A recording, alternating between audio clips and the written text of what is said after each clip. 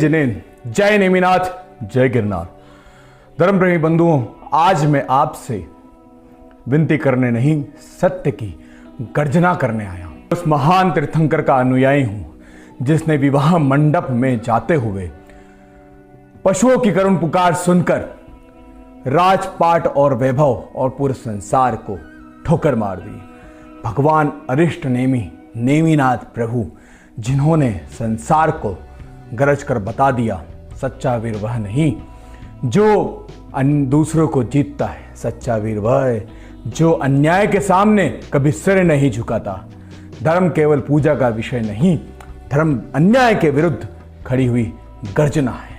अभी बीते सोमवार 20 जुलाई को भगवान नेमिनाथ के मोक्ष कल्याणक के अवसर पर लाखों नेमी भक्त गिरनार पर्वत की पवित्र पहाड़ियों पर उमड़े। लाखों कंठों से एक साथ नेमिनाथ गूंजा और गिरनार की चट्टानें कांप उठी। यह भीड़ नहीं थी, यह जैन समाज की जागृत शक्ति थी, यह याचना नहीं थी, यह श्रद्धा का सैलाब था। और मैं पूछता हूं, जिस तीर्थ पर लाखों हृदय धड़कते हों, उसी तीर्थ पर अपने अधिकार के लिए हमें भीख क्यों मांगना पड़ती है? हमें वहां भिखारी की तरह क्यों खड़ा किया जाता है? मैं गरज कर पूछता हूं, क्या जय नेमिनाथ कहना अपराध है? क्या अपने तीर्थंकर का जय घोष करना किसी का अपमान है? क्या अपने आराध्य के प्रति अपनी श्रद्धा रखना संविधान के विरुद्ध है? नहीं, कदापि नहीं। हम जय नेमिनाथ कहते थे, हम जय नेमिनाथ कहेंगे और जय नेमिनाथ कहते रहेंगे। कोई ताकत, कोई आदेश, कोई धमकी हमारी जुबान पर ताला नहीं लगा सकती। मैं आज खुली चुनौती देता हूं। कुछ दिन पूर्व मुझे रात को 10:30 बजे जगाया गया। किस अपराध में? केवल इसलिए कि मैं अपने आराध्य भगवान नेमिनाथ का नाम श्रद्धा से लेता हूं।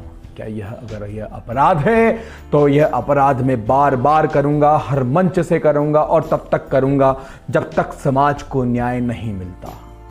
न्यायालय का आदेश खिलौना नहीं है। माननीय उच्च न्यायालय ने वर्ष 2005 में जो आदेश दिया था वह कागज का टुकड़ा नहीं, वह कानून की आवाज है, वह संविधान की गर्जना है। मैं पूछता हूं, क्या न्यायालय का आदेश राज्य में सर्वोपरि नहीं है? क्या उसके पालन की जिम्मेदारी प्रशासन, पुलिस और कलेक्टर की नहीं है? यदि अदालत के आदेश ही रोदे जाएंगे तो आम नागरिक किससे भीख मांगेगा? 20 साल बीत गए, 20 साल, और आदेश आज भी धूल खा रहा है। क्या यह न्याय का अपमान नहीं, यह संविधान का अपमान है, यह उस नागरिक का अपमान है जो कानून पर भरोसा रखता है। सुनिए वह घटनाएं जिससे हर जैनी का खून खोल फूटेगा। जैन पर्वत पर श्रद्धालुओं की इस तरह से चेकिंग की गई जैसे वो कोई आतंकवादी हो। हमारे पवित्र धार्मिक ध्वज पर भी प्रतिबंध लगा दिया गया। हमारे धार्मिक नारे जैसे जय नेमिनाथ पर भी प्रतिबंध लगाया गया और दूसरी और चौथी टॉक पर भी जाने से जैनों को रोका गया। और तो और राजुल माता की गुफा पर भी कब्जा कर लिया गया।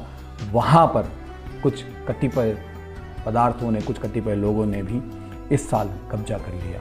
अगर यह अत्याचार नहीं तो यह क्या है? क्या यह वही व्यवस्था है जहाँ अल्पसंख्यकों को उनके ही पवित्र तीर्थों से खदेड़ दिया जाएगा? यह हमें खतरे भी स्वीकार नहीं है।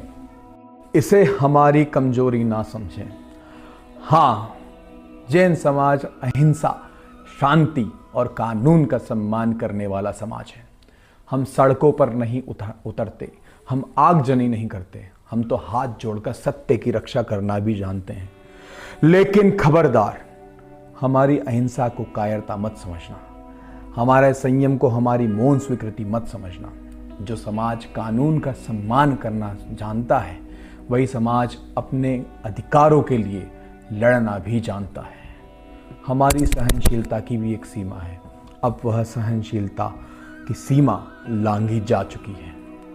अब मैं एक स्पष्ट बात कहना चाहता हूं कि तत्काल एक उच्च स्तरीय बैठक बुलाई जाए जिसमें जैन समाज के प्रतिनिधि आमंत्रित हों और 2005 के न्यायालय के आदेश के पालन की स्पष्ट कार्य योजना बनाई जाए।